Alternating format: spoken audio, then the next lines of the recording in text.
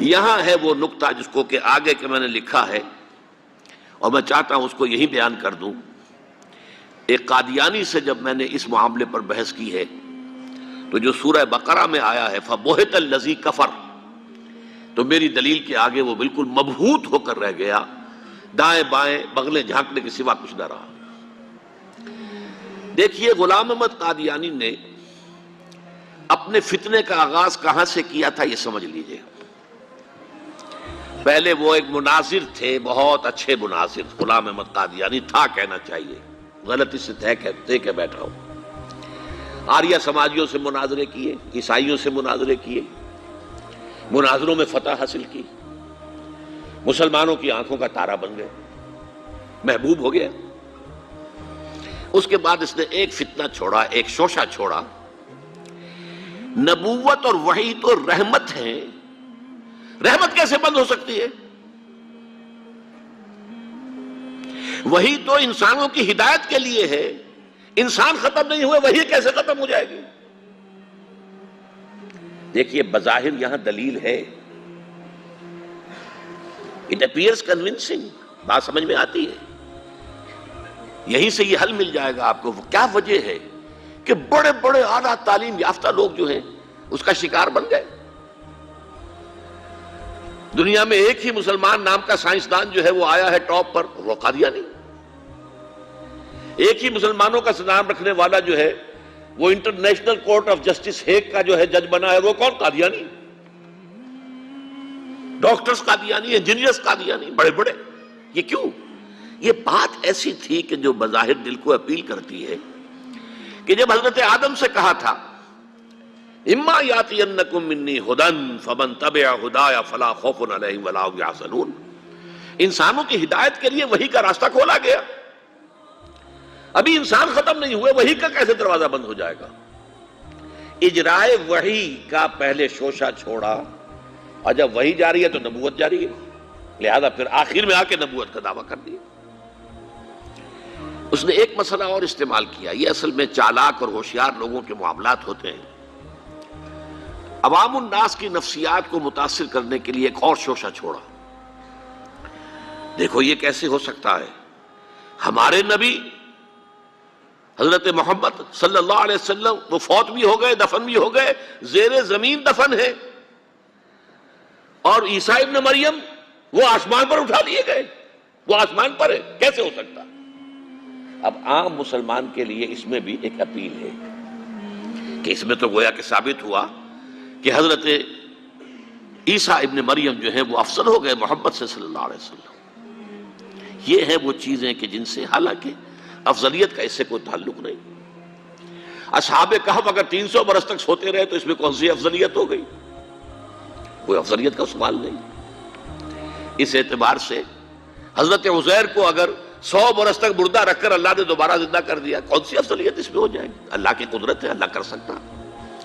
لیکن عام آدمی کو اپیل کرنے والی باتیں ہیں، لہذا اس نے شوشہ چھوڑا کہ نہیں یہ غلط ہے، یہ مولویوں کے ڈھکوسلے ہیں، یہ قرآن مجید میں صراحت کے ساتھ نہیں ہے، یہ حدیثوں کے اندر ہے، حدیثوں کے بارے میں جو ہے وہ ہم اطمینان نہیں کر سکتے کہ حضرت مسیح جو ہیں وہ سولی نہیں چڑھائے گئے، وہ سولی چڑھائے گئے، وہ فوت نہیں ہوئے، البتہ زخمی ہو کر وہاں سے اتار لیے گئے تھے، پھر ان کا علاج معالجہ ہو گیا، پھر وہ علاقہ چھوڑ کر کشمیر میں آ گئے، یہاں آ کر ان کا انتقال ہو گیا، یہاں دفن ہوئے، یہاں کشمیر میں ان کی قبر بھی موجود ہے۔ یہ دو ایشو ہیں جو اس شخص نے اٹھائے، اور اس سے عوام الناس جو ہیں جن کے اندر کے علم کی پختگی نہیں ہوتی، یا جذباتی طور پر آپ انہیں متاثر کر سکتے ہیں، یا جیسا کہ میں نے پہلی بات کہی تھی اس میں تو یقیناً ایک وزن کی بات نظر آتی ہے کہ یہ رحمت ہے، وہی رحمت ہے، نبوت رحمت ہے، اللہ کی رحمت بند ہو جائے گی کیسے؟ اب اس کا جواب ہے یہاں۔ میں نے اس قادیانی سے کہا کہ مجھے یہ بتاؤ کہ کیا تم یہ مانتے ہو کہ اللہ کی ہدایت قرآن میں کامل ہو گئی؟ انہوں نے کہا ہاں ہم مانتے ہیں، ہدایت کامل ہو گئی۔ میں نے کہا کیا تم یہ مانتے ہو کہ قرآن محفوظ ہے، اس میں تحریف نہیں ہوئی؟ کہ ہاں مانتے ہیں قرآن محفوظ ہے، اس میں تحریف نہیں ہوئی۔ پھر میں نے کہا مجھے منطقی وجہ بتاؤ، پھر اس وحی کی کھڑکی کو کھلے رکھنے کا فائدہ کیا ہے؟ وہاں سے جو آنا تھا جو مکمل ہو گیا قرآن، ہاں قرآن میں اگر تحریف ہو جاتی، اس کی حفاظت کا ذمہ نہ لیا گیا ہوتا تو کسی نبی کی ضرورت تھی کہ جو آ کے اس کی تصحیح کرتا کہ یہ بات یوں نہیں یوں تھی، یہ غلطی کر دی گئی ہے، ورنہ حقیقت یوں تھی۔ منطقی اعتبار سے ایک حاجت، ایک جواز پیدا ہوتا ہے اس وحی کے جاری رہنے کا اور نبوت کے جاری رہنے کا، بشرطے کہ ان دو باتوں میں سے کسی ایک کو مانو، یا تو یہ کہو کہ ہدایت قرآن میں مکمل نہیں ہوئی، اور یا کہو ہو تو گئی تھی لیکن قرآن جو ہے گم ہو گیا، قرآن کے اندر تحریف ہو گئی، وہ اصل قرآن نہیں ہے۔ یہ دونوں باتیں نہیں مانتے تو مجھے بتاؤ عقلی اعتبار سے، منطقی اعتبار سے کہاں کوئی جواز پیدا ہوتا ہے اس کھڑکی کو کھلے رکھنے کا؟ فَبُہِتَ الَّذِي كَفَرَ، جیسا کہ میں نے پہلے آپ کو بتایا، بالکل مبہوت ہو گیا کہ واقعتاً آپ کی دلیل بہت مضبوط ہے۔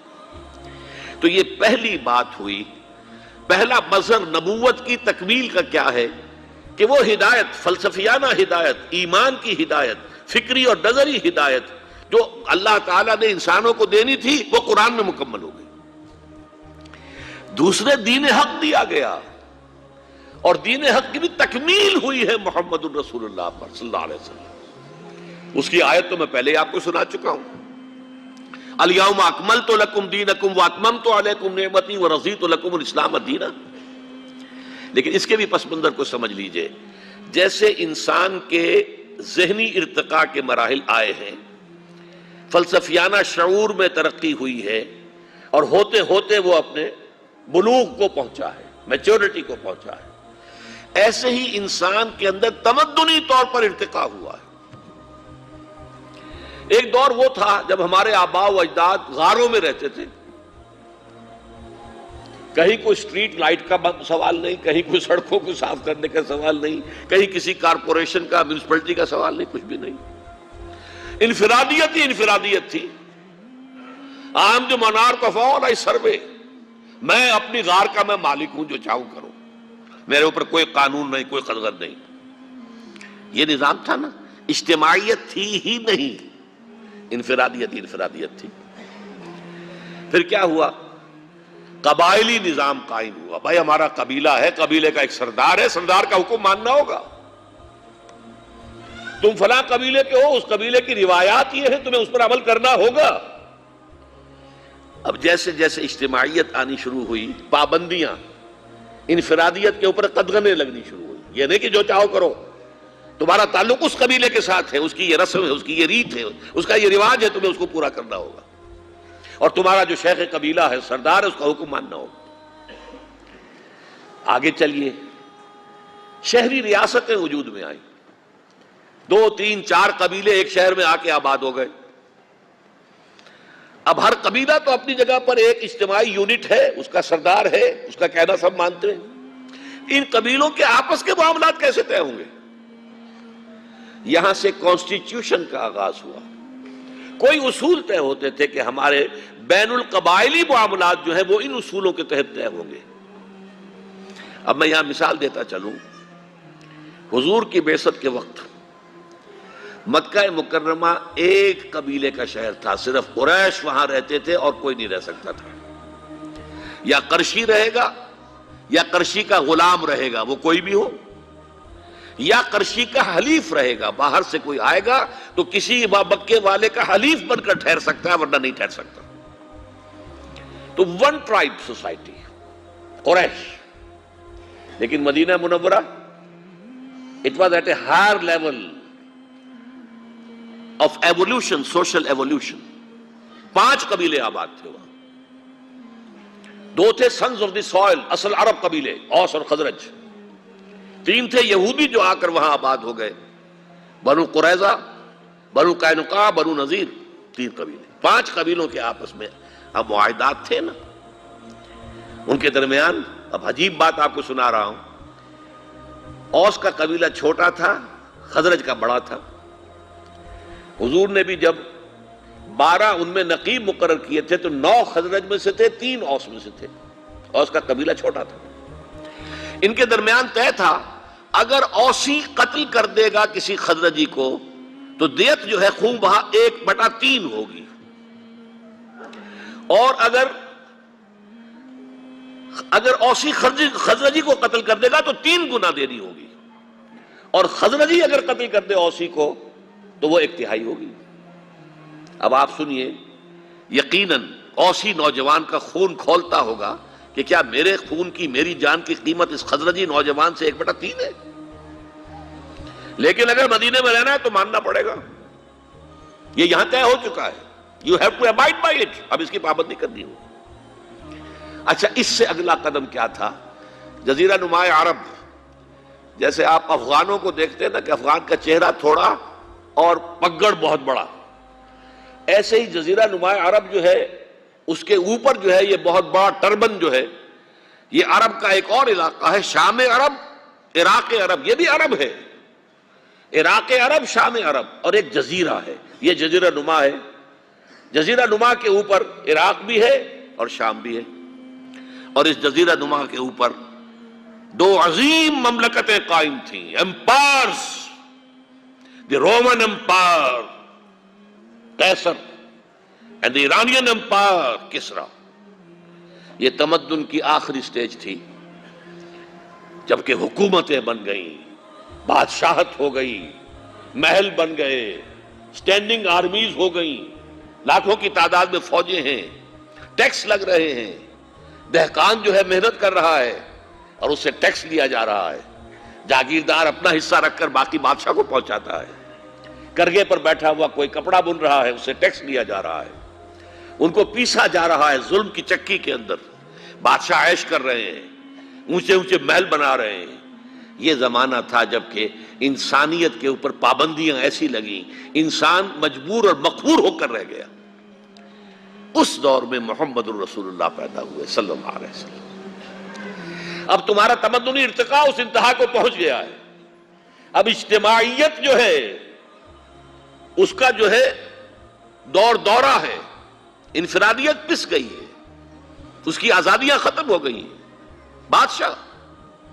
بادشاہ کا نظام، آپ کو معلوم ہے رومن لیجنز، وہ فوجی ہوتے تھے، ان کے غرق آہن، ذرا کوئی عوام میں بغاوت ہوتی تو کس طرح کو کچلتے تھے، ایرانی فوجی کس طریقے سے کچلتے تھے۔ اس وقت محمد الرسول اللہ آئے اور دین حق، ایک نظام زندگی کو مکمل کر کے عطا کیا گیا محمد الرسول اللہ کو، ہر اعتبار سے مکمل۔ سوشل لیول پر یہ ہدایت ہے اور اکنامک لیول پر یہ ہدایت ہے اور سیاسی سطح پر یہ ہدایات ہیں۔ ایک مکمل پولیٹیکو سوشو اکنامک سسٹم کی حیثیت سے دین کو کامل کر کے محمد کو عطا کر دیا گیا صلی اللہ علیہ وسلم، جو آیت میں آپ کو پہلے سنا چکا ہوں، الیوم اکملت لکم دینکم واتممت علیکم نعمتی ورضیت لکم الاسلام دینا۔ حالانکہ دین ہمیشہ سے ایک تھا، دین موسیٰ کا بھی یہی تھا، عیسیٰ کا بھی یہی تھا، ابراہیم کا بھی یہی تھا، نوح کا بھی یہی تھا۔ سورہ شورى میں فرمایا، آیت نمبر 13 ہے، شرع لکم من الدین ما وصى به نوحا والذی اوحینا الیک وما وصینا به ابراہیم وموسیٰ وعیسیٰ۔ سب کا دین ایک تھا، لیکن ابھی دین مکمل نہیں ہوا تھا، ابھی اجتماعیت جو ہے محدود تھی، ابھی انفرادیت کا بول بالا تھا، ابھی ایک نظام کا تصور نہیں تھا، ابھی کوئی پولیٹیکل سسٹم وجود میں نہیں آیا تھا، ابھی وہ سٹینڈنگ آرمیز کے دور نہیں آئے تھے۔ وہ دور جب آ گیا تو ایک just social order, politico socio economic system based on fair play and justice, وہ ہے جو اسلام کی شکل میں دین حق کی تکمیل کر کے محمد الرسول اللہ کو عطا کیا گیا صلی اللہ علیہ وسلم۔ فداہ آباؤنا و امہاتنا الیوم اکملت لکم دینکم واتممت علیکم نعمتی ورضیت لکم الاسلام دینا۔ یہ 2 مظاہر ہیں تکمیل نبوت کے، نوٹ کر لیجئے۔ نمبر 1، ہدایت ہدن سے بڑھ کر الہدا بن گئی، کامل مکمل ہدایت قرآن میں۔ نمبر 2، دین کامل ہو گیا، الیوم اکملت لکم دینکم۔ یہ دونوں چیزیں حضور پر اپنے نقطۂ عروج کو اور کمال کو پہنچ گئیں۔ یہ لینے والا حصہ جو ہے، اللہ سے لینے والا وحی، اللہ سے لینے والا دین، یہ دونوں کی تکمیل ہو گئی محمد الرسول اللہ صلی اللہ علیہ وسلم پر۔